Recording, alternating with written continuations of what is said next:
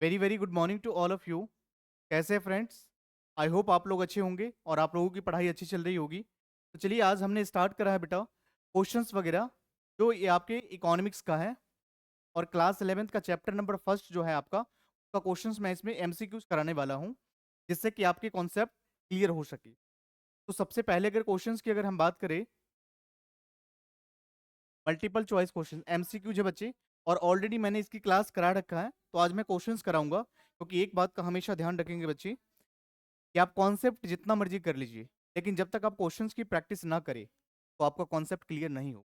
तो आप number of very number of variety, या हम कह सकते हैं ह्यूज नंबर ऑफ क्वेश्चंस अगर आप करेंगे तो उससे आपको कॉन्फिडेंस आएगा और आपकी कॉन्सेप्ट क्लियर होगी।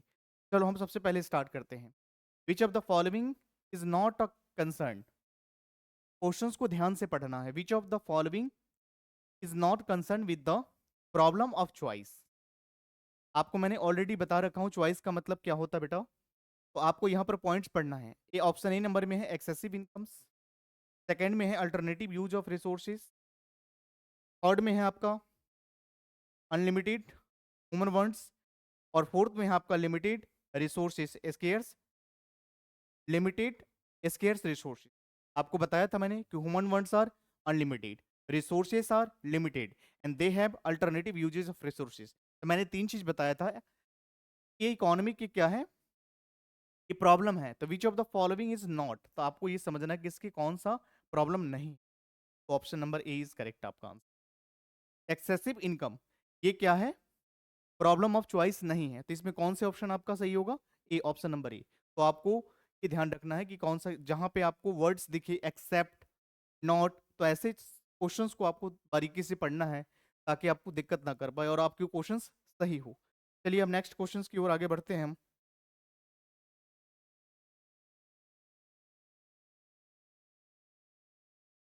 चलिए देखिएगा नेक्स्ट क्वेश्चन।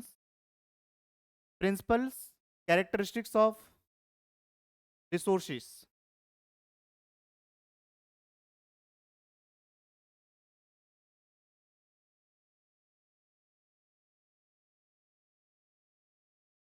ये देखिएगा,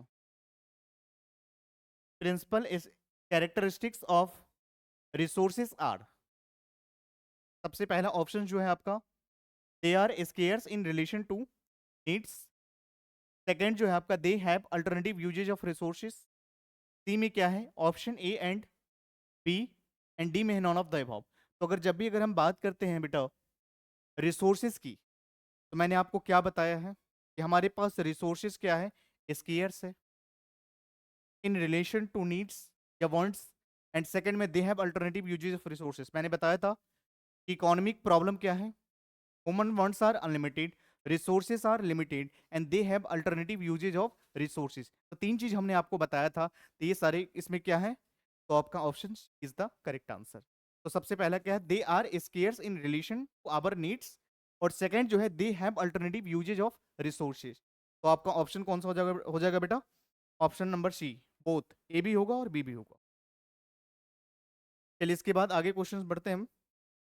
थर्ड क्वेश्चन जो है आपका है, in which of the following situation, ऐसा कौन सा सिचुएशन है बेटा जहां पर स्कैरसिटी अराइज होती है। तो आपको यहां ध्यान से पढ़ना है, ऐसा कौन सा सिचुएशन है जहां पर स्कैरसिटी, मैंने आपको क्या बताया था, स्कैरसिटी कब अराइज होती है। स्कैरसिटी का मतलब होता है कि जहां पर आपकी डिमांड ज्यादा हो और सप्लाई कम हो।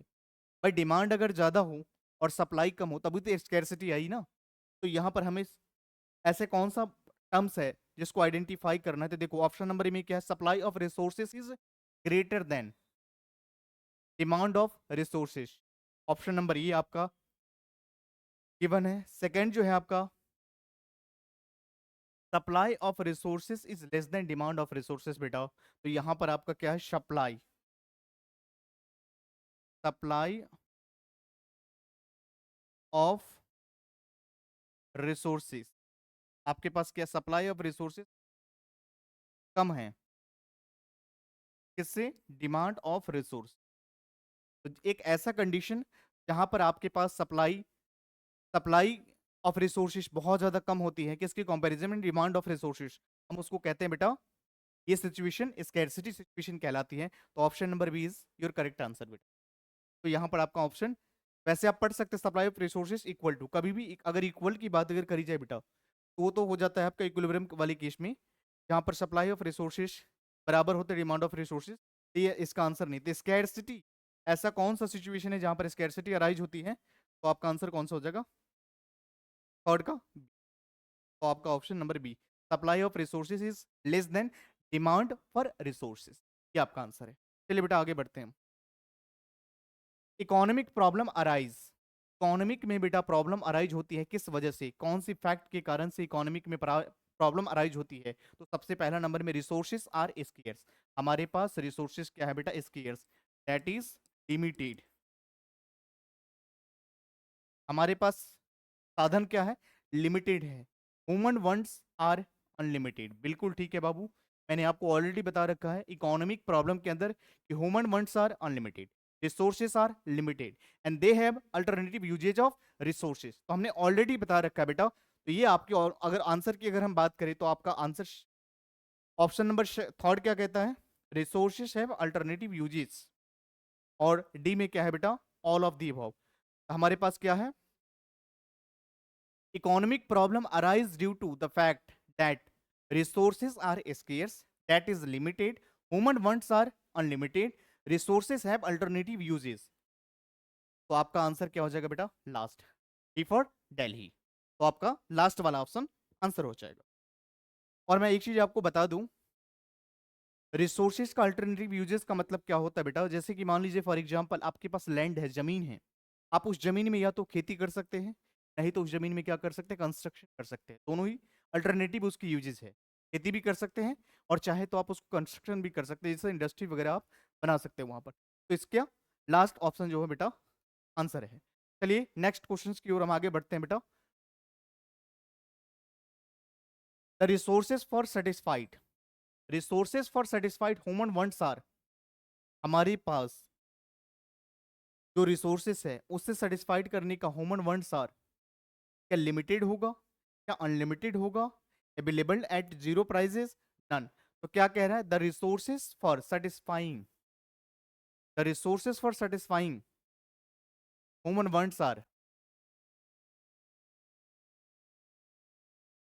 लिमिटेड, क्योंकि साधन हमारे पास कम है। वांट्स तो हमारे क्या है? हमारी इच्छाएं अनलिमिटेड है, लेकिन हमारे पास साधन, उसको पूरा करने के लिए जो साधन होनी चाहिए, जो रिसोर्सेस होनी चाहिए बेटा, वो हमारे पास लिमिटेड है।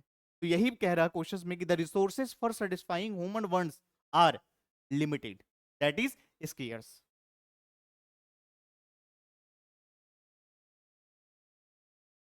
दैट इज स्केयर्स बेटा। ठीक है, चलिए आगे मूव करते हैं बेटा।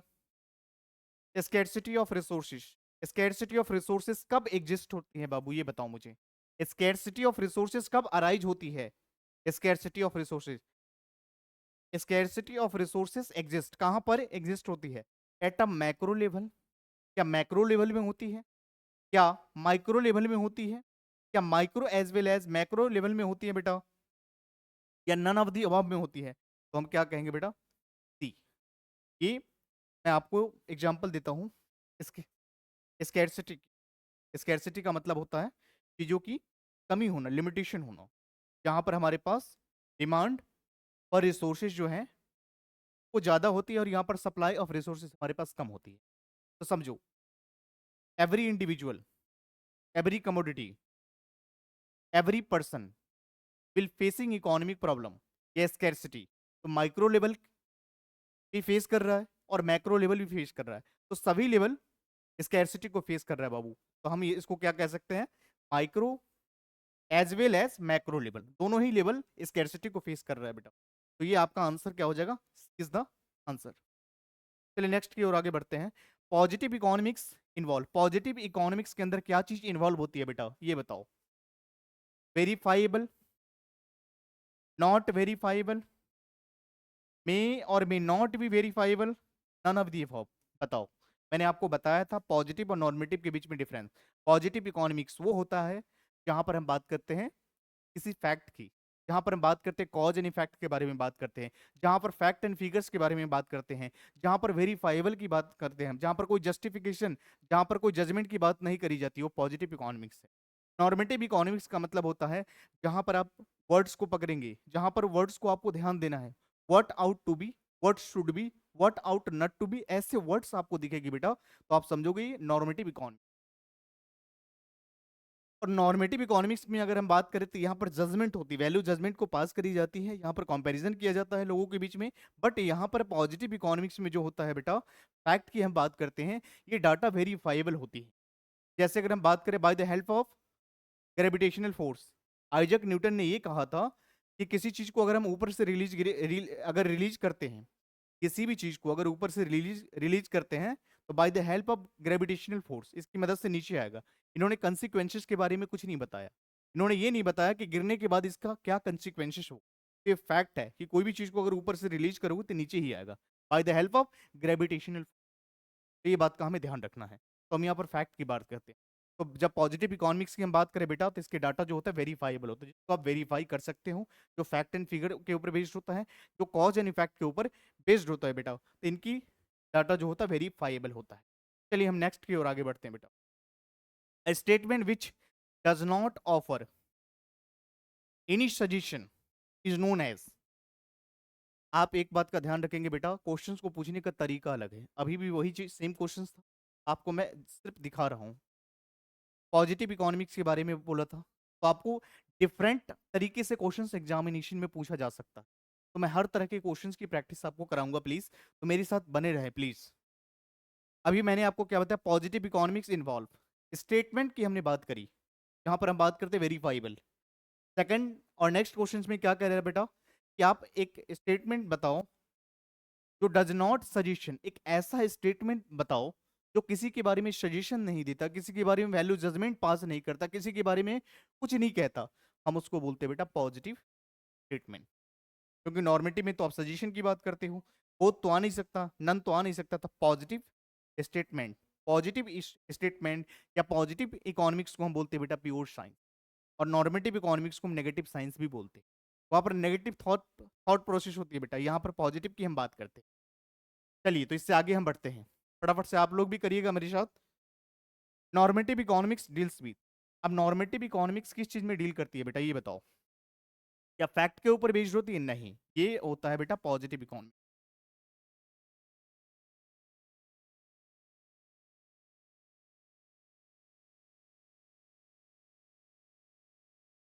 पॉजिटिव इकोनॉमिक्स डील करता है बेटा फैक्ट के ऊपर, जहां पर फैक्ट एंड फिगर की बात करते हैं, कॉज एंड इफेक्ट के बारे में हम बात करते हैं बेटा, तो ये पॉजिटिव फैक्ट इकोनॉमिक्स होता है बेटा।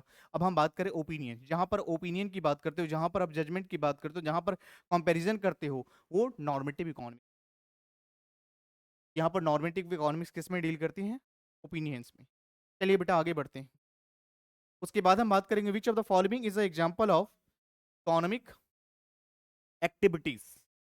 एक बात ध्यान रखिएगा बेटा, मैंने लास्ट क्लास में जब आपको मैंने क्लास कॉन्सेप्ट करा रहा था, उस टाइम पे मैंने बताया था क्या मतलब होता है इकोनॉमी। इकोनॉमी का मतलब क्या होता है, मैंने with the help of example के थ्रू आपको बताया था। इकोनॉमी एक ऐसा प्लेस होता है बेटा, जहां पर मान लीजिए फॉर एग्जांपल एक डॉक्टर हॉस्पिटल में जाते हैं सर्विस देने के लिए, एक टीचर स्कूल में जाते हैं पढ़ाने के लिए, इस तरह से एक इंडस्ट्रियलिस्ट वो कहाँ जाते हैं बेटा, इंडस्ट्रीज में जाते हैं काम करने के लिए, और एक फार्मर्स खेतों में जाते हैं काम करने के लिए। बेटा हर लोग अपने अपने प्रोफेशन में काम कर रहे हैं, सभी का ऑब्जेक्टिव क्या है, जीने के लिए, जीवित रहने के लिए, कमाने के लिए, गुजारा करने के लिए, हम इसको कहते हैं इकोनॉमी। इकोनॉमी एक ऐसा प्लेस होती है, इकोनॉमी का एक ऐसा जगह होता है बेटा, जहां पर हर लोग अपने अपने फील्ड में काम कर रहे होते हैं with the objective of profit कमाना, सर्वाइवल करना, ग्रोथ करना, हम इसको बोलते हैं बेटा इकोनॉमी। अब हम बात करते हैं इकोनॉमी में क्या क्या प्रोसेस होती है। प्रोडक्शन होता है बाबू, कंजम्पशन होता है, एक्सचेंज होता है। इन प्रोसेस के माध्यम से हम क्या करते हैं बेटा, एग्जाम इकोनॉमी में हम एक्टिविटी करते हैं, काम करते हैं। विच of the following is an example of economic activities. आपको मैंने बताया था कि human activities can be divided into two categories. First one is economic activities, second one is non economic activities. मैंने बताया था कि इकोनॉमिक एक्टिविटीज को अगेन हम थ्री पार्ट्स में डिवाइड कर सकते हैं बेटा। पहला क्या होता है, बिजनेस, सेकंड प्रोफेशन, थर्ड में एम्प्लॉयमेंट। बिजनेस में क्या होता है, बिजनेस करने वालों को प्रॉफिट्स मिलता है रिवार्ड के तौर पे, प्रोफेशनल को फीस मिलती है, लाइक डॉक्टर, चार्टर्ड अकाउंटेंट, इसके अलावा लॉयर्स वगैरह हो गए, इन सभी को प्रोफेशनल को फीस मिलती है बेटा। और प्रोफेशनल के अंदर क्या होता है, एक पर्टिकुलर फील्ड का एक्सपर्टाइजेशन होती है, स्पेशलाइजेशन होती है, हम उनको फीस देते हैं। और जब हम बात करते हैं एम्प्लॉयमेंट की, तो एम्प्लॉयमेंट में क्या होता है, कॉन्ट्रैक्चुअल एग्रीमेंट होती है, किसके साथ, एम्प्लॉयर और एम्प्लॉई के साथ। वहां पर कंडीशन होती है, तो वहां पर जो काम करते हैं, वहां पर जो जॉब करते हैं, उनको wages and salary in returns में मिलता है बेटा।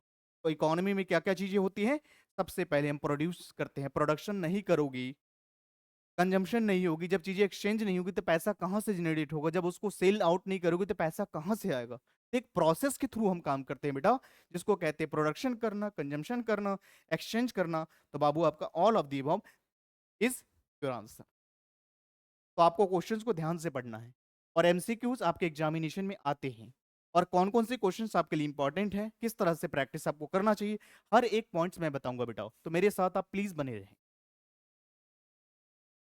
चलिए next, who controlled economic activities under the centrally planned economy। जब हम बात करते हैं who controls इकोनॉमिक एक्टिविटीज को कौन कंट्रोल करता है बेटा, अंडर सेंट्रल प्लांट इकोनॉमी के अंदर। मैंने 3 तरह का इकोनॉमिक बताया था बेटा, पर ध्यान से आप लोग लिखेंगे। एक बताया था बाबू,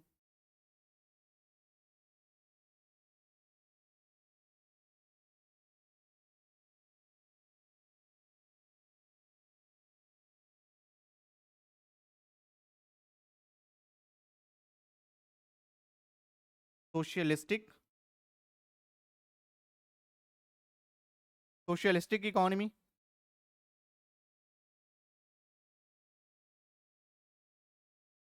कैपिटलिस्टिक इकोनॉमिक, तो बेटा हम मार्केट इकोनॉमी बोलते हैं।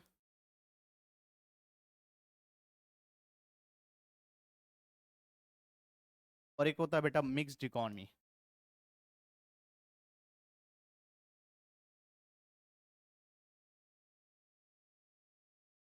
मिक्स्ड इकोनॉमी,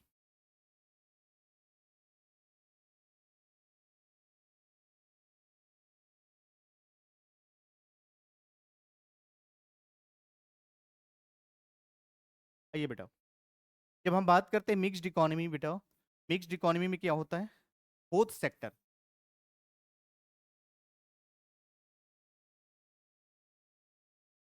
यहाँ पर दोनों ही सेक्टर्स इन्वॉल्व होते हैं, यहाँ पर अंबानी जी भी होते हैं बेटा और मोदी जी भी होते हैं।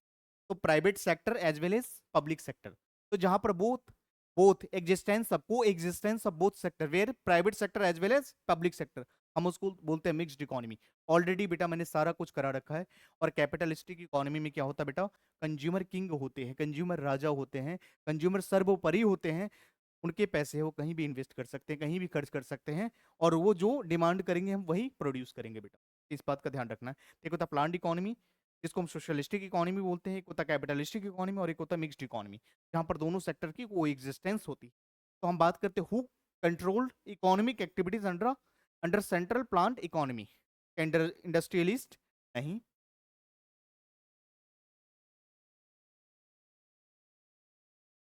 इंडस्ट्रियलिस्ट नहीं बेटा। सेकंड, प्राइवेट फॉर्म नहीं, प्राइवेट फॉर्म कहाँ पे करते हैं बेटा, कैपिटलिस्टिक। गवर्नमेंट, कंज्यूमर्स, कंज्यूमर्स की अगर हम बात करें बेटा, तो कंज्यूमर्स की प्रेफरेंस कहाँ पर होती है, कैपिटलिस्टिक इकोनॉमी। तो आपका आंसर जो हो जाएगा सी। भाई रिसोर्सेज के ऑनर यहाँ पर पब्लिक होते हैं, बट कंट्रोल्ड बाय गवर्नमेंट, सरकार उसको दखल अंदाजी कर रहे होते हैं, सरकार अपने हिसाब से पॉलिसीज, रूल्स एंड रेगुलेशन तय करती हैं। तो हम उसको कहते हैं socialistic economy, central plant economy, जिसको सरकार रेगुलेट करती है। तो बेटा इसको कॉपी में जरूर नोट डाउन करेंगे, ऑलरेडी मैंने क्लासेस में करा रखा है, फिर भी इसको आप नोट डाउन जरूर करेंगे। चलिए, the government does not interfere, ऐसा कौन सा इकोनॉमी है जहां पर सरकार की दखल अंदाजी नहीं होती है, तो कैपिटलिस्टिक, जिसको मार्केट इकोनॉमी बोलते हैं। यहाँ पर bye the help of consumer के डिमांड के हिसाब से हम क्या करते हैं, सप्लाई करते हैं। तो यहाँ पर ऐसा कौन सा इंडस्ट्रीज है, या ऐसा कौन सा इकोनॉमी है? The government does not interfere in the process of decision making. आपके डिसीजन मेकिंग में कोई सरकार की इन्वॉल्वमेंट नहीं होती है, तो हम किसको कहेंगे बेटा? क्या market economy, second is centrally planned economy, third is mixed economy, and D में all of the above.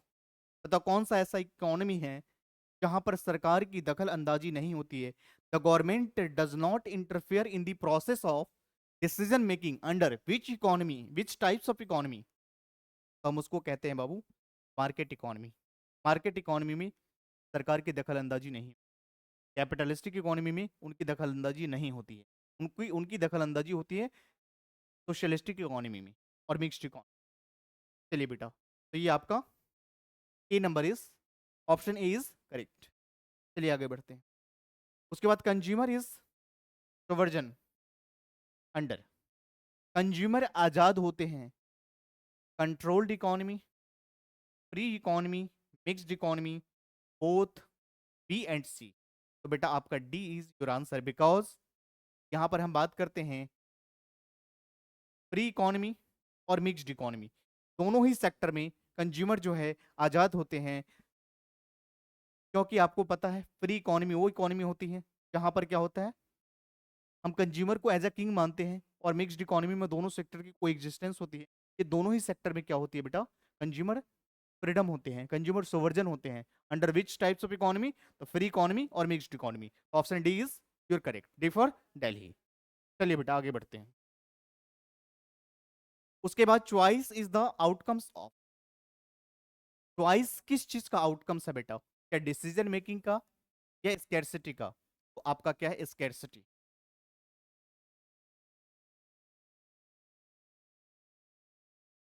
Choice is the outcomes of scarcity, this is your correct answer.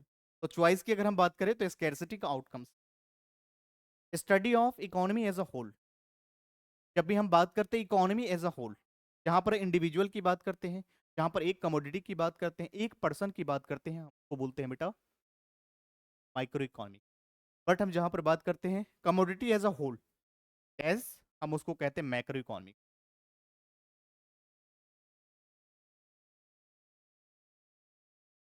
Macro economics,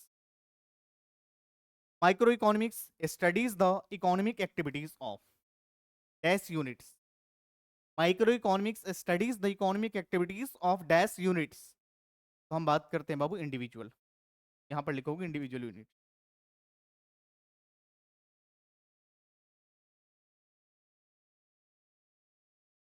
individual units, जहां पर एक व्यक्ति की हम बात करते हैं। Dash is the economic relates to the study of economic issues which are subject to verification. Dash is the economic relates to the study of economic issues which are subject to verification. Dash positive और normative. तो जब मैंने आपको already बता रखा है कि जहां पर हम वेरिफिकेशन करते हैं, जहां पर फैक्ट एंड फिगर्स की बात करते हैं, जहां पर कॉज एंड इफेक्ट की बात करते हैं, जहां पर फैक्ट की बात करते हैं, जहां पे डाटा वेरीफाइबल होती है, ये पॉजिटिव स्टेट। तो आप क्या ध्यान रखेंगे? पॉजिटिव। तो आप क्या लिखोगे यहां पर?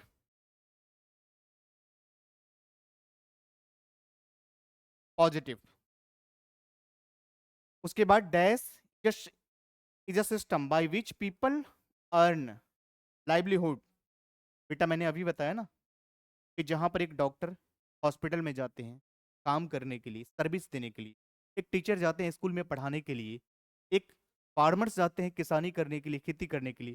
बेटा सभी का ऑब्जेक्टिव क्या है? एक इकोनॉमी में काम कर रहे हैं, कमाने के लिए, जीने के लिए, जीवित रहने के लिए, सर्वाइवल के लिए, ग्रोथ के लिए, प्रॉफिट्स के लिए, यही ऑब्जेक्टिव होता है बेटा। तो हम क्या कहेंगे यहाँ पर? Economy.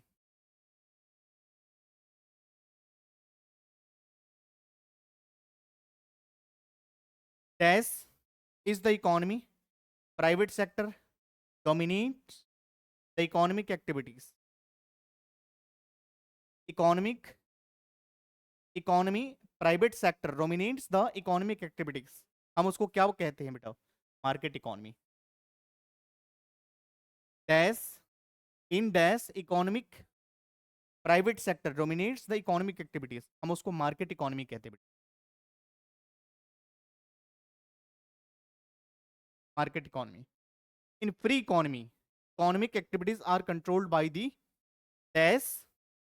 In free economy economic activities are controlled by the help of government market forces. Market forces की बात करें बेटा तो क्या होगा, डिमांड बराबर supply. Market forces capitalistic economy में by the help of demand and supply की मदद से किसी भी कमोडिटी का प्राइस तय किया जाता है बेटा।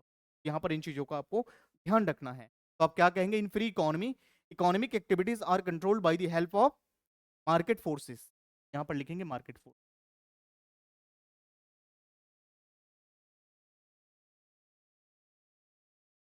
Market forces. चलिए बेटा आगे बढ़ते हैं। उसके बाद हम बात करते हैं, यहाँ पे ध्यान से पढ़िएगा, state whether the following statements R T F. यहाँ पर क्या रखना है ध्यान बेटा, टी फॉर ट्रू और एफ फॉर फॉल्स। तो ट्रू फॉल्स का आपका ध्यान रखना है, कौन सा ट्रू होगा कौन सा फॉल्स होगा। Scarce means are called wealth. हम इसको बेटा बेटा वेल्थ कहते हैं। बताओ ये ट्रू होगा या फॉल्स होगा। स्केयर्स स्केयर्स का मतलब होता है बेटा हम वेल्थ कहते हैं। ये स्टेटमेंट क्यों, क्योंकि स्केयर्स का मतलब ही होता है वेल्थ को यहाँ पर क्रिएट करते हैं। तो यहाँ पर आपका आंसर जो हो जाएगा ट्रू है, बिल्कुल सही है, ट्रू है।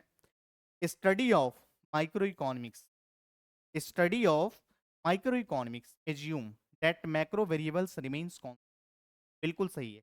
मैंने आपको ये बताया था, जब आप micro by the help of ceteris paribus assumptions, by the help of ceteris paribus assumptions, ये कहता है कि अगर माइक्रो इकोनॉमिक्स की अगर स्टडी करना है तो मैक्रो वेरिएबल्स को आपको कांस्टेंट रखना पड़ेगा, और अगर मैक्रो वेरिएबल की अगर आपको स्टडी करना है तो माइक्रो वेरिएबल की स्टडी करना है, उसको आपको कांस्टेंट रखना पड़ेगा। कहने का मतलब ये है कि अगर आप एक सब्जेक्ट की स्टडी करें बेटा तो बाकी चीजों को आपको इग्नोर करना पड़ेगा। उस टाइम पे आपको एक ही काम करना है। इसी तरह से बताया गया कि माइक्रो इकोनॉमिक्स की अगर स्टडी करना चाहते हो तो मैक्रो वेरिएबल्स को आपको कांस्टेंट रखना पड़ेगा, और मैक्रो इकोनॉमिक्स की अगर आप स्टडी करना चाहते हो तो माइक्रो वेरिएबल्स को एज्यूम करना पड़ेगा, कांस्टेंट रखना पड़ेगा बेटा, तभी आप सही तरीके से आप उसको एनालिसिस कर पाओगे। The study of micro economics assume that macro variables are remains constant. बेटा बिल्कुल 100% ट्रू है। Macro economics studies economic problem at the level of economy as a whole. बेटा ये भी 100% ट्रू स्टेटमेंट, क्योंकि मैक्रो इकोनॉमिक्स में हम स्टडी करते हैं एक इंडिविजुअल का नहीं, commodity as a whole, national income, poverty, population, इन सभी को स्टडी हम कहाँ पे करते हैं, inflation, macro variable. Normative statement के अंदर क्या चीजें आती हैं बेटा, वैल्यू जजमेंट। तो नॉर्मेटिव स्टेटमेंट वैल्यू जजमेंट होती है, जहां पर हम क्या करते हैं, should be, what ought to be, what ought not to be, ऐसे रिलेशनशिप आपको देखने की मिलती है। तो आप इसको क्या करेंगे बेटा, तो normative statement involve value judgement. In centrally planned economy economic decision are driven by the motive of, हम किसकी बात कर रहे हैं, in centrally planned economy economic decision are driven by the motive of profit maximisation. नहीं बेटा ये गलत स्टेटमेंट है। ये कहां पर होता है बेटा, प्रॉफिट मैक्सिमाइजेशन कैपिटलिस्टिक इकोनॉमी में, मार्केट इकोनॉमी में। यहां पर ऐसा नहीं होता है। तो ये स्टेटमेंट आपका क्या है बेटा, F for false. These are the true false given in slides. तो प्लीज इसको फोकस करें बेटा। अब बाकी हम आगे बढ़ते हैं। तो यहां पर अगर मोटिव की हम बात करें तो ये मोटिव किसका होता है बेटा, प्रॉफिट मैक्सिमाइजेशन। तो प्रॉफिट मैक्सिमाइजेशन की अगर बात करें तो कैपिटलिस्टिक इकोनॉमी का होता है।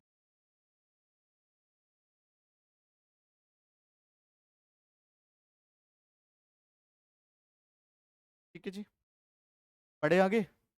चलिए अब हम बात करते हैं last point, from the set of statement given in the column A and column first and column second choose the correct pair. बेटा आपको यहाँ पर पेयर बनाना है, पेयर का मतलब होता है जोड़ा, करेक्ट जोड़ा बनाना है बेटा, एक पेयर्स बनाने हैं आप। कॉलम फर्स्ट गिवन है, कॉलम सेकंड गिवन है, इसके अकॉर्डिंग बिल्कुल लाइन में आपको देखना है, आपको मैच नहीं करना, आपको पेयर्स बनाना है, करेक्ट पेयर्स। तो माइक्रो इकोनॉमिक्स एक नंबर में दिया है बेटा माइक्रो इकोनॉमिक्स, और ए नंबर में कहता है deals with the aggregate at the level of economy as a whole. बिल्कुल ये गलत है। अगर हम बात करते हैं इकोनॉमी एज अ होल, तो मैक्रो इकोनॉमिक्स, माइक्रो नहीं आना चाहिए, मैक्रो आना चाहिए, जबकि ये स्टेटमेंट ये गलत है। Second, twice, process of selection. Twice में बेटा हम क्या करते हैं, सिलेक्शन करते फ्रॉम द अवेलेबल अल्टरनेटिव्स। आपको मैंने क्या बताया था, human wants are, economic problem में मैंने क्या बताया था, human wants are unlimited, sources are limited and they have alternative uses of resources. तो यहाँ पर स्केयर चॉइस का मतलब क्या होता है बेटा, आपको सिलेक्शन करना होता है जो आपके पास अवेलेबल अवेलेबल लिमिटेड रिसोर्सेस से अल्टरनेटिव्स है, वहीं से आपको सिलेक्शन करना पड़ेगा बेटा। आपका आंसर जो है ये ठीक है बेटा, option number second is your correct answer. But मैं पॉइंट्स पढ़ देता हूं, ये गलत हो गया क्योंकि यहाँ पर मैक्रो के बारे में बोला जा रहा है और यहाँ पर माइक्रो इकोनॉमिक्स है, तो ये सही पेयर्स तो है नहीं। सेकंड आपका आंसर होगा, बट मैं पढ़ करके आपको समझा देता हूँ थर्ड क्यों नहीं होगा। चलिए, पॉजिटिव इकोनॉमिक्स, पॉजिटिव इकोनॉमिक्स की अगर हम बात करें तो इन्वॉल्व्स वैल्यू जजमेंट। बताओ पॉजिटिव इकोनॉमिक्स में क्या वैल्यू जजमेंट होती है, नहीं, ये नॉर्मेटिव और नॉर्मेटिव स्टेटमेंट क्या बोल रहा है, statement based on fact, figures related to past present और फ्यूचर। कभी ऐसा नहीं होता बेटा। और बताओ कंज्यूमरिज्म, मिक्स्ड इकोनॉमी में क्या होता है, कंज्यूमर इज नॉट सोवर्जन, ऐसा नहीं होता। तो आपका करेक्ट आंसर कौन सा हो जाएगा, चॉइस। चॉइस का मतलब क्या होता है, it is a process of selection from the available limited alternatives, हम इसको कहते हैं। तो ये आपका करेक्ट पेयर्स हो जाएगा, ऑप्शन नंबर सेकंड का बी बेटा, ये आपका करेक्ट करेक्ट पेयर्स है। ठीक है जी, बढ़े आगे। चलिए, आइडेंटिफाइड द करेक्ट सीक्वेंस, आपको आइडेंटिफाई करना है correct sequence alternatives given in column, यहां पे column second and matching them in the column number first. कुछ कॉलम ए भी दिया और कॉलम सेकंड भी दे रखे, फर्स्ट और सेकंड आपको मैच करना है। तो देखो, मैक्रो इकोनॉमिक्स, मैक्रो इकोनॉमिक्स इसका कौन सा हो जाएगा, मैक्रो इकोनॉमिक्स का देखो, macro economics problem of choice at the level of the economy as a whole. तो आपका फर्स्ट का क्या हो जाएगा बेटा, डी। आइए उसके बाद second, human wants are unlimited, तो सेकंड का ई। थर्ड का नॉर्मेटिव इकोनॉमिक्स, नॉर्मेटिव इकोनॉमिक्स में क्या करते हो आप, इकोनॉमिक्स जहां पर आपको ऐसे टर्म्स दिखेंगी, what ought to be, what should be, what not should be, ऐसे टर्म्स दिखे तो आप समझोगे नॉर्मेटिव स्टेटमेंट आपको दिया हुआ है। तो हम कह सकते हैं थर्ड का आंसर कौन सा होता होगा, थर्ड का होगा बेटा नॉर्मेटिव का B, B for Bombay. And economy, fourth की अगर बात करें बेटा, इकोनॉमी में मैंने बताया था इकोनॉमी एक ऐसा प्लेस होता है, मैंने एग्जांपल दिया था, जहां पर एक डॉक्टर जो है हॉस्पिटल में जाकर के सर्विस देते हैं, एक टीचर स्कूल में जाकर के पढ़ाते हैं, इस तरह से एक इंडस्ट्रियलिस्ट इंडस्ट्रीज में जाकर के काम करते हैं, इस तरह से किसान अपने खेती करने के लिए खेतों में जाते हैं। ये सभी का प्रोफेशन है बेटा, सभी अपने अपने फील्ड में काम कर रहे होते हैं। ये सभी का ऑब्जेक्टिव क्या होता है, इकोनॉमी को हेल्प करना, सपोर्ट करना, पैसे कमाना, प्रॉफिट करना, ग्रोथ करना। सर्वाइवल के लिए सबसे पहला काम होता है सर्वाइवल, फिर उसके बाद प्रॉफिट, उसके बाद ग्रोथ के ऊपर हम काम करते हैं। तो यहाँ पर हम क्या बात करेंगे, इकोनॉमी। इकोनॉमी का मतलब क्या होता है, a system which people earn livelihood, जहां पर लाइवलीहुड के लिए हम करते हैं। तो आपका फोर्थ का जो हो जाएगा बेटा सी। एंड उसके बाद है पॉजिटिव स्टेटमेंट, पॉजिटिव स्टेटमेंट क्या होता है, वेरीफाइबल ट्रूथ, जहां पर हम ट्रूथ की बात करते हैं। तो आपका ऑप्शन नंबर फिफ्थ जो है इसका हो जाएगा बेटा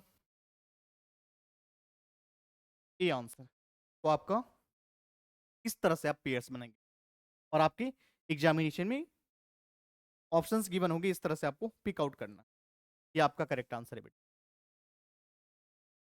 तो यहां तक मैंने क्वेश्चंस आपको कराया बेटा, जो आपका मैंने मैं थोड़ा सा आपको इसको यहाँ से मैं यहाँ तक आपने अगर नोट कर लिया है और इस क्वेश्चन को आप देखना जरूर, मैं आपको कुछ ये बता रहा हूँ।